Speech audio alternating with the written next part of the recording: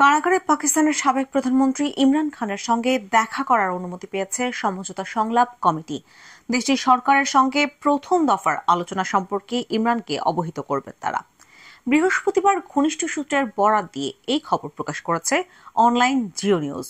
এতে বলা হয়, এই সপ্তাহের সোমবার দেশটির সরকারের সঙ্গে বৈঠক করেছেন পাকিস্তান তেহরিক-ই-ইনসাফ পিটিআই নেতারা। সূত্র বলছে, বৈঠকে আলোচিত গুরুত্বপূর্ণ ইস্যু এবং দলটির ভবিষ্যৎ পরিকল্পনা নিয়ে স্থানীয় সময় বৃহস্পতিবার দুপুর 2টার দিকে আদিয়ালা কারাগারে ইমরানের সঙ্গে কথা বলবেন সমঝোতা কমিটির সদস্যরা। মঙ্গলবার আলোচনা প্যানেলের সরকারি অংশ সিনেটর ইরফান সিদ্দিকী ইমরানের সঙ্গে তার দলের পরামর্শ করার বিষয়ে অনুমোদন দেওয়ার দুদিন পরই এই খবর জানা গেল।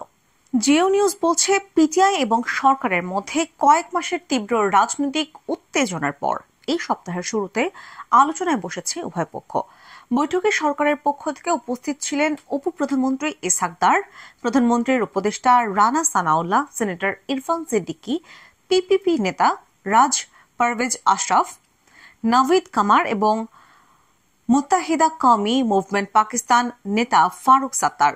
পক্ষান্তরে পিটিআই প্রতিনিধিত্ব করেছেন সাবেক এনএ স্পিকার আসাদ কায়সার, ইত্তেহাদ কাউন্সিলের চেয়ারম্যান সাহেবজাদা হামিদ রাজা এবং মজলিস ওয়াহাদ-ই-মুসলিমি আল্লামা রাজা নাসির আব্বাস। আগামী 2 জানুয়ারি দ্বিতীয় দফার বৈঠক করবেন উভয় পক্ষের নেতারা। সেখানে পিটিআই সরকারি দলের কাছে লিখিতভাবে তাদের দাবি উপস্থাপন করবেন বলে জানা গেছে।